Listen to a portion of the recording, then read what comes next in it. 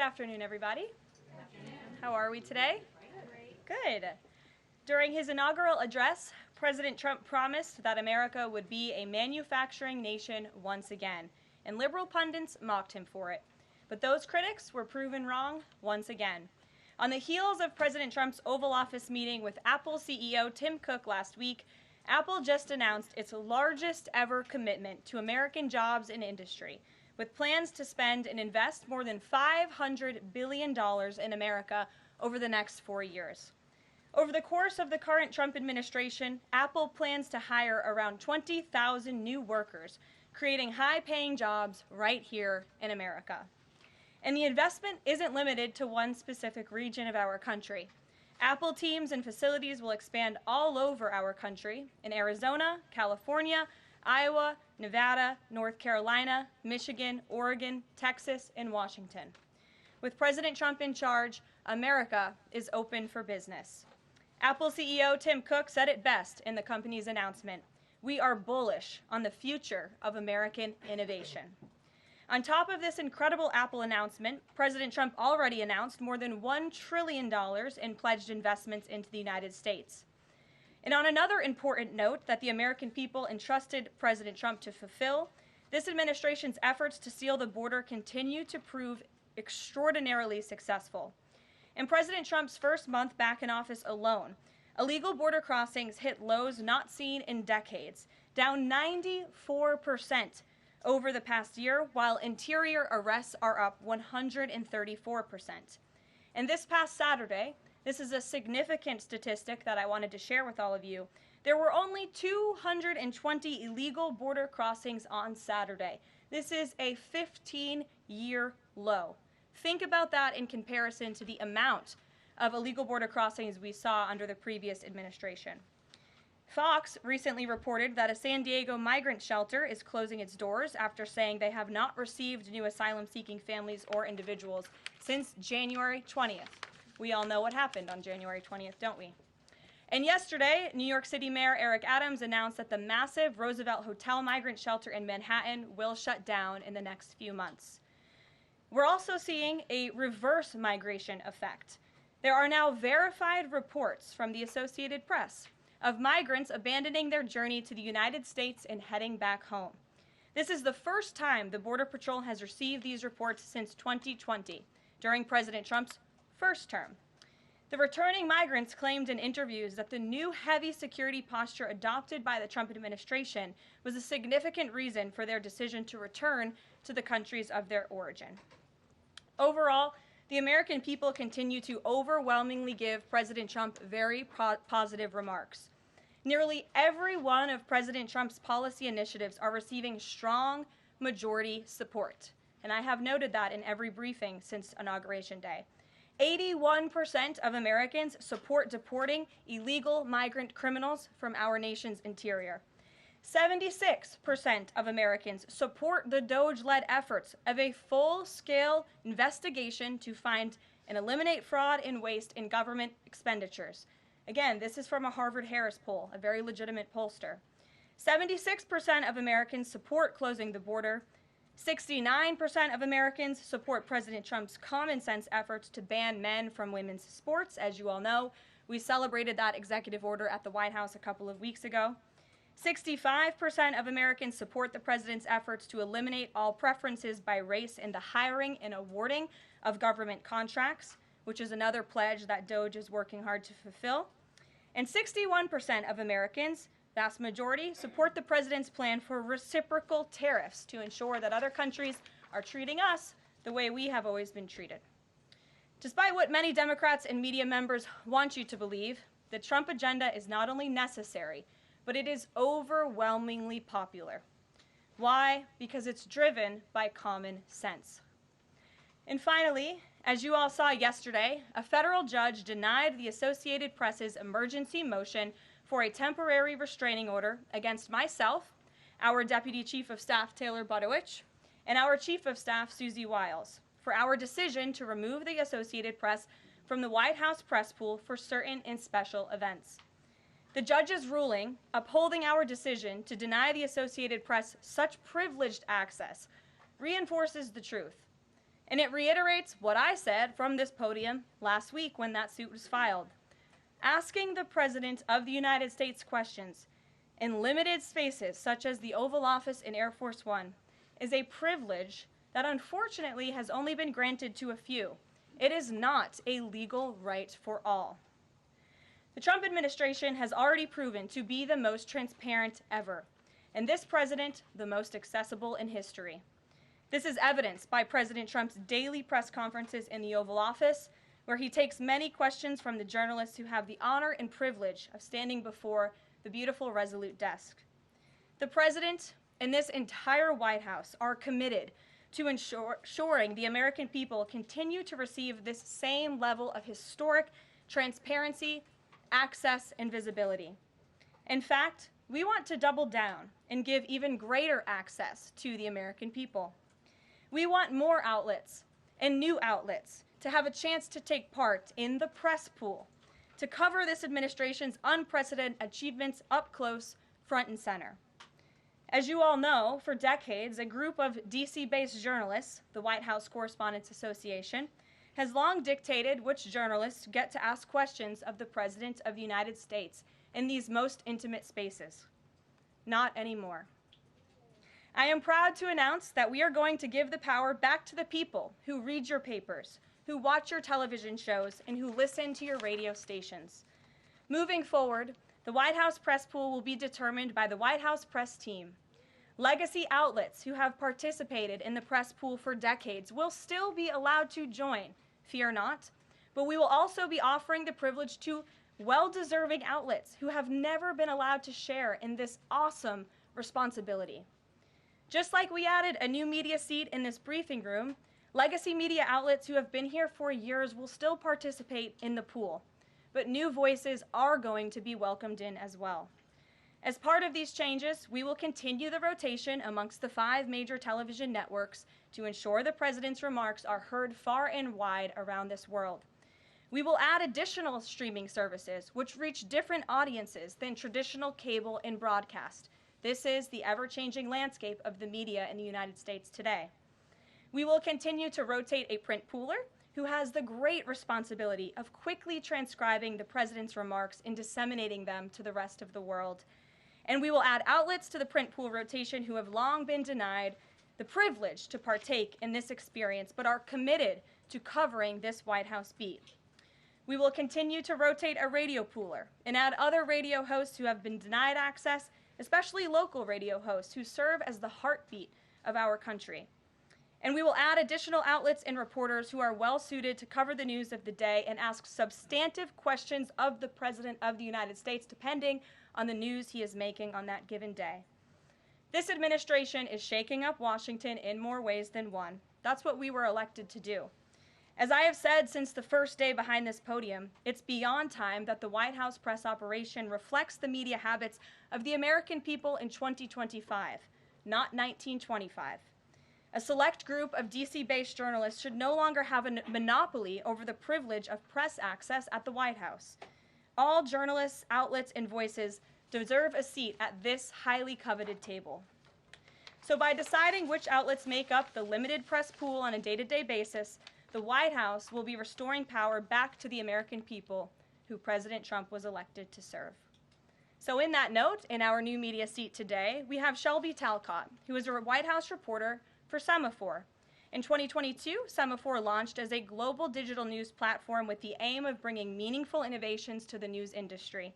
Today, they have nearly 1 million newsletter subscribers spanning 11 separate editions.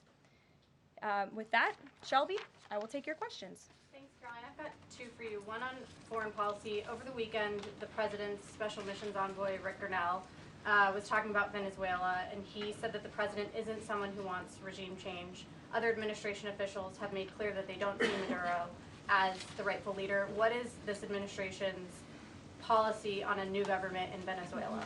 I think the President has made his position on Venezuela quite clear. He stands in opposition to the Maduro regime, and Secretary Rubio has spoken on this extensively as well. And then on DOGE, last night Elon Musk said that a failure to respond a second time will result in termination.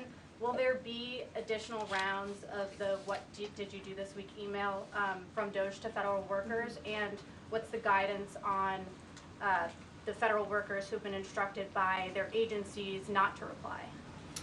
So a couple of things on this. First of all, let's just take a step back and talk about this idea.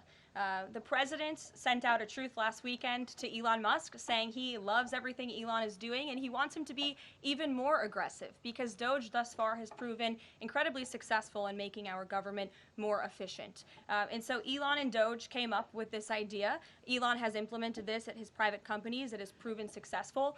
And it's a very simple idea when you think about it. All the Office of Personnel Management is asking, all this administration is asking, President Trump is asking, is for federal workers who live off of the American taxpayers' dime to send 5 bullet points of what they have done in the previous week. That is all we are asking for. And so the Office of Personnel and Management sent out additional guidance last night. Those responses should be directed to agency leadership, and the president defers to his cabinet secretaries, who he's obviously entrusted to pursue the guidance relative to their specific workforce. And for some of the agencies that you've seen who have said, please don't send these emails, it's in their best interest for that specific agency, and the president supports that. And let me be very clear, the president and Elon, his entire cabinet are working as one unified team, and they are implementing these very common sense solutions. You're welcome. Jackie. Thank you. One follow-up on the question. So about the deadline, Alina Habba said that you have until tonight. Elon Musk said a failure to respond a second time would result in termination. So is that a real deadline? Should federal workers be looking to that guidance, or should they be looking to the agency heads? Like, what is the actual deadline? So again, the agency heads will determine the best practices for their employees at their specific agencies. Again, this was an idea that Elon come up with. DOGE worked with OPM to actually implement the idea, and the secretaries are responsible for their specific workforce. And this is true of the hirings and the firings that have taken place. And we advise federal workers, unless your agency has dictated you not to respond to this email. In fact, I can announce that we've had more than 1 million workers who have chosen to participate in this very simple task of, again, sending 5 bullet points to your direct supervisor or manager, CCing OPM. I actually participated in myself. It took me about a minute and a half to think of 5 things I did last week. I do 5 things in about 10 minutes, and all federal workers should be working at the same pace that President Trump is working and moving. We have a country to save, and we want this federal government to be responsive to the needs of the American people who re-elected this president to have historic, massive reform, and that's what the intention of this idea is. Can you clarify one thing, though? Because Elon Musk also said that a reason that they wanted this 5 things email was just to see if people are actually alive. Citing that there are some federal workers who might not even be alive. So meantime, NBC is reporting that these responses are going to go into an AI generator to evaluate whether these jobs are necessary. So is it just to see if people are actually working, or is it an effort to maybe cut some of those jobs? I have not seen that NBC News report, and I haven't heard that from DOGE or from Elon himself. Again, this is to ensure that federal workers are not ripping off American taxpayers, that they are showing up to the office, and that they are doing their jobs. That's what the American people expect, and it's a very simple task to complete. I did it myself, and I was more than happy to do it because I'm very grateful that I am serving the American people on the American taxpayers' dime. DOGE should hire a spokesperson just so that Elon Musk doesn't put out tweets that then confuse federal workers. Are my press briefings not good enough for you, Jackie? John. Carolyn, thank you. In the ruling by Judge McFadden yesterday, who dismissed the lawsuit that AP brought against yourself and your team members here, President Trump, in there he said, why not just do away with the entire White House Correspondents Association along with it, because essentially they have no authority, they just usurped it. What is your reaction to that? Well, first of all, John, it's great to see you, and you are one of those individuals who has you're on a streaming platform that hundreds of thousands of people tune into every day, so it's great to see you in the briefing room.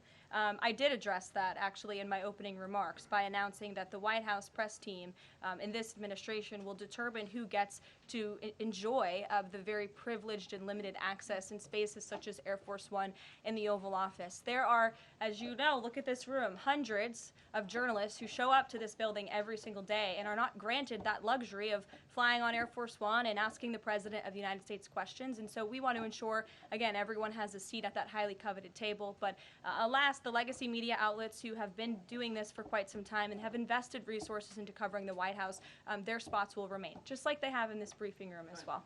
Sure. Steve. Could you give us an update on the negotiations around the Ukraine minerals deal, and when is President Zelensky going to come visit? So the president talked at length about this yesterday, the critical minerals deal with President Macron, and in the more than hour-long press conference he gave all of you in the Oval Office himself. There hasn't been significant updates since the president's remarks last night, but I will just reiterate his position. It's critical that this deal is signed. He expects President Zelensky to sign a deal. This is to recoup American tax dollars that have been funding Ukraine's national defense. And it's also great for the Ukrainian people who have been put through hell because of this war. And it will create a lasting economic partnership as Ukraine will need to rebuild their country because of this brutal war. And just to follow, is Steve Witkoff delayed his trip to the Middle East so he can concentrate on this minerals deal? I don't want to comment on Mr. Witkoff's travel plans or read anything out just for obvious reasons, but he, remains very much working. That man is working around the clock to secure this deal with Russia and Ukraine alongside Secretary Rubio and Secretary Bessent, General Keith Kellogg. He's also working very hard to secure a peace deal in the Middle East as well. So God bless him, and he's working alongside the president every single day. Sure. Thanks, Caroline. The president's executive order creating DOGE called for the naming of a DOGE administrator. Who is the DOGE administrator? So the president tasked Elon Musk to oversee the DOGE effort. There are career officials and there are political appointees who are helping run DOGE on a day-to-day basis. There are also individuals who have onboarded as political appointees at every agency across the board to work alongside President Trump's cabinet to find and identify waste, fraud, and abuse, and they are working on that effort every day. So is Elon Reagan. Musk the administrator? Reagan. Thanks, Caroline. I have two for you today, one on the border wall and one on the DHS investigation. Sure. First on the border wall. Border wall construction has restarted in Texas and California under contracts awarded under Trump's first term. Is the president looking to secure new contracts, and how is he defining success in terms of border wall construction this administration? The border wall is a signature promise of President Trump's campaign. He talked about it way back in 2015 and 2016, and people laughed at him for bringing up this idea. It's proven to be not only an idea that he delivered on in his first term and continues to deliver on in his second term, but it's also proven to be highly effective. In fact, we know where there were parts of President Trump's border wall built and standing under the previous administration, illegal border crossings dropped 87% where there was a border wall. So the wall is an incredible deterrent factor for illegal migrant caravans. The president is committed to the continuation of the construction of the wall. And the previous administration actually sold off the resources that the Trump administration secured to build the wall. And that's an egregious misuse of the American taxpayers' money. They just let those resources rot on the southern border. They actually sold them for pennies on the dollar. So this administration, DHS and ICE and Customs and Border Patrol and Tom Homan and all of the great people who are working on this effort are committed to continuing the construction of President Trump's border wall. DHS investigation into people who might be leaking within the administration. Will the White House release the names of the individuals that DHS Secretary NOMS said were caught leaking details of the ICE raid? And can you share how many leakers have been caught so far and what agency they were a part of? I would defer you to DHS on the leakers that they have identified, but I know the president in this White House commend Secretary Noem for launching an internal investigation to identify those leakers because it's unacceptable for career bureaucrats who are standing in the way of the will of the American people and enacting President Trump's agenda. If they don't want to adhere to the will of the 77 million Americans who reelected President Trump, then they should go find another job. And if they continue to leak information, especially information that is critical to protecting Border Patrol agents and ICE agents who are out there doing jobs that not many people are willing to do, putting their lives on the line to protect our national security, then those individuals absolutely should be fired. And this administration is committed to finding them. Sure. Caroline, two questions for you. One related to Guantanamo Bay, the other to the White House Correspondents' Dinner.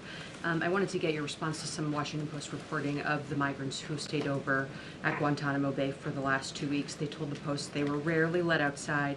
They were shackled and placed in what they described as cages and alleged that they were not treated as human beings. Does the White House have any response to those conditions? At Guantanamo Bay? It's a promise the president campaigned on, that if you invade our nation's borders, if you break our country's laws, and if then you further commit heinous, brutal crimes in the interior of our country, like raping and murdering innocent, law-abiding women and girls, and committing heinous acts of violence, then you are going to be deported from this country, and you may be held at Guantanamo Bay. These are criminals we are talking about. Don't forget that. Sure.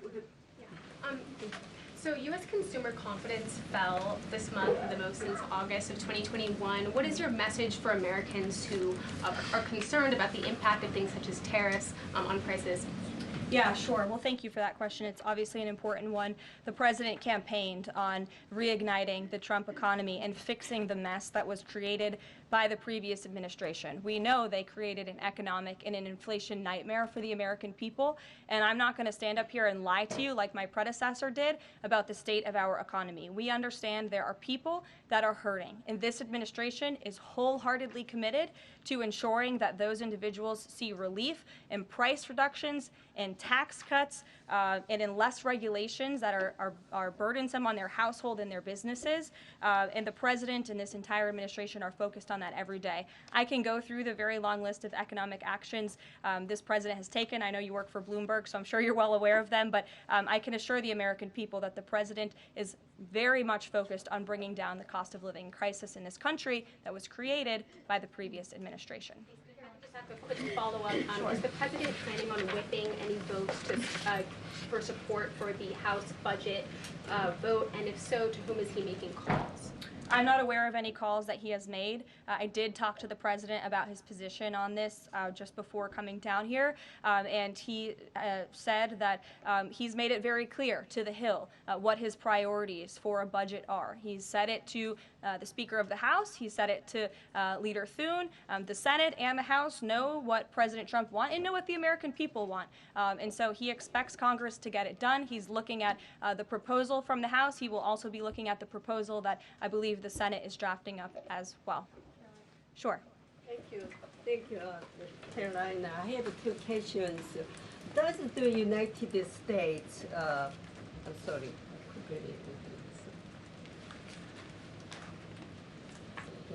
Well, why don't you identify your question and I'll come back to you. Sure, go ahead. Thank you. So, what guarantee that Israel will withdraw from Lebanon soil after 2 weeks, as the ceasefire terms indicates? I'm not sure about the guarantee that you're referring to. I can tell you that this administration remains very much engaged. We know the deadline for the Phase 1 ceasefire is imminent. So Steve Woodcock, whom I mentioned earlier, and the president's administration and his team and the president himself remain very much engaged. We want to see the ceasefire continue, and the president has made it very clear he wants to see all of the hostages who have been held in captivity in Gaza returned home. Jeff. Carolyn, I was wondering if is Elon Musk going to attend the president's first cabinet meeting tomorrow? He is, as a matter of fact. I spoke to the president about that before coming down here as well. And Elon, considering he is working alongside the president and our cabinet secretaries, this entire administration will be in attendance tomorrow just to talk about DOGE's efforts and how all of the cabinet secretaries are identifying waste, fraud, and abuse at their respective agencies. We look forward to the meeting tomorrow, and I think you'll be hearing from the president and his cabinet where they're on campus tomorrow. I hope you guys are excited. So some of those cabinet members were caught off guard by the email from Saturday. Nobody was caught off guard. A few departments said they were caught off guard. The FBI was, the DOJ was, Did anonymous sources say that, or did the cabinet secretary say that? The cabinet secretaries and others have said that they were not aware that this was happening. So I'm wondering, will there be a give and take tomorrow at the cabinet meeting? Is Elon Musk or the president open to any type of dialogue about who is actually in charge of the chain of command of these workers? I would reject the premise of your question, Jeff. The cabinet secretaries have not said that. I know anonymous sources, probably career bureaucrats, have leaked that to many of you in this room. But as I said at the beginning of this press conference, everybody is working as one team, and the president respects the decisions of his cabinet secretaries to tell his staff, their staff, not to respond to that email because they did so out of interests of national security, and they don't want to obviously risk confidential information. It's pretty common sense. Dasha. Musk has obviously been doing a lot of work. He's been working every day, and a lot of the time weekends. He is designated as a special government employee, which means that he can only work 130 days per year. Is the White House expecting him to limit his work to 130 days, or are you going to work around those rules? Do you want to see him extend beyond the 130 So days? today is February 25th, so I think we've been here about 35 days roughly. So ask me in another 100 days. Daniel. Caroline, thank you. You opened up with a major announcement from Apple, $500 billion, 20,000 jobs, doubling its advanced manufacturing fund. Yeah. What does that signal that such a global brand would make what it called its largest ever spend commitment just a month into President Trump's second term? What does that signal about his economic vision for the country? President Trump is a deal maker, and he has restored confidence in business leaders around this entire world. Apple is one of the largest companies on the face of the planet. They employ hundreds of thousands of Americans, but the president wants to see more Americans employed, more investments here in the United States of America. And this is another fulfillment of the president's campaign promises. I recall President Trump at his rallies on the campaign telling the world that if and when I am elected, America is going to be back, and we want your investments to be driven onshore. We want you to hire American workers, and you will have the lowest regulatory burden, the lowest tax cuts, and the president has already proven he's committed to slashing regulation. He's counting on Congress to implement those tax cuts. And so people are encouraged by the president's, again, as Tim Cook called it, they're bullish about American innovation because of the leadership of this president. And it's a stark contrast to the leadership of the previous administration, Joe Biden, who I don't think spent any time trying to recruit any investments or jobs here at home. Mary.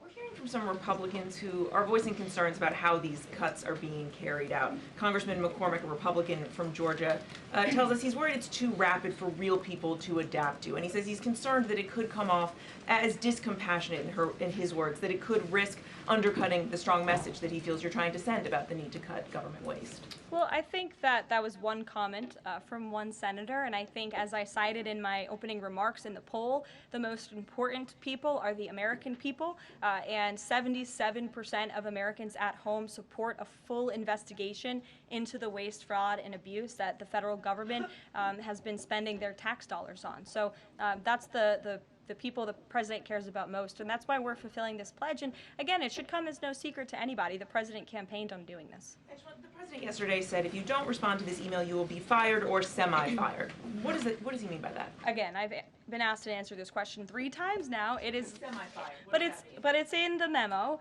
The president again has entrusted his cabinet secretaries to oversee their workforce. That's why he nominated them to be cabinet secretaries, and so federal workers can be directed to their agency leadership.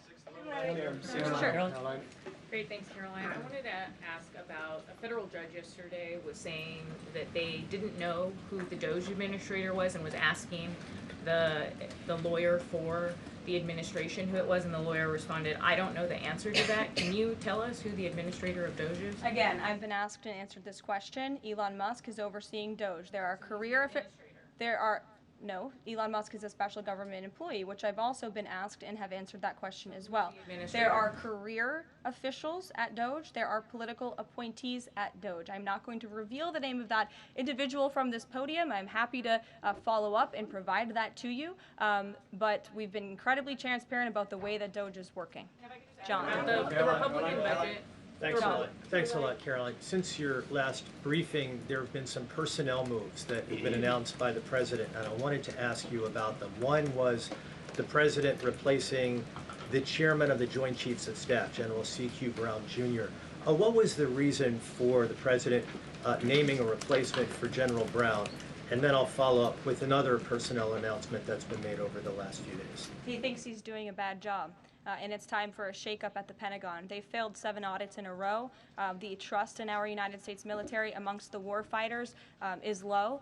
The president is shaking up the Pentagon and the Department of Defense, of course, with Secretary Hegseth leading, and he has the right to do that. It's actually quite common from administration to administration to do such a thing. The president, when he swore him in as the Chief of Staff for the Air Force, called him a great man and a great gentleman. Does he distance himself from the remarks that he made back in August of 2020? I think replacing him speaks for itself. James. There's one other one, if I'm sorry, thank you. On the FBI, the president also announced a new deputy director of the FBI, Dan Bongino. From what has been reported, and maybe this is not accurate reporting, you can tell me, the FBI director, Kash Patel, informed Republican senators that it would be an individual named as the deputy who was a special agent currently at the FBI, and of course Mr. Bongino is not. What was the reason for naming Mr. Bongino to this position, and was Mr. Patel not correct in making that assurance to those senators? I'm not sure if anybody in this room has listened to Mr. Bongino when he talks about the past corruption at the FBI, when he talks about his experience serving for the United States Secret Service. This is a man who loves his country and who has honorably served our country in ways that many people have not. He understands the depth of the corruption at these institutions, which the American people re-elected President Trump to shake up. And I think it's quite despicable to see many networks in this room who have had chyrons on their television screens labeling Mr. Bongino as a far-right podcaster.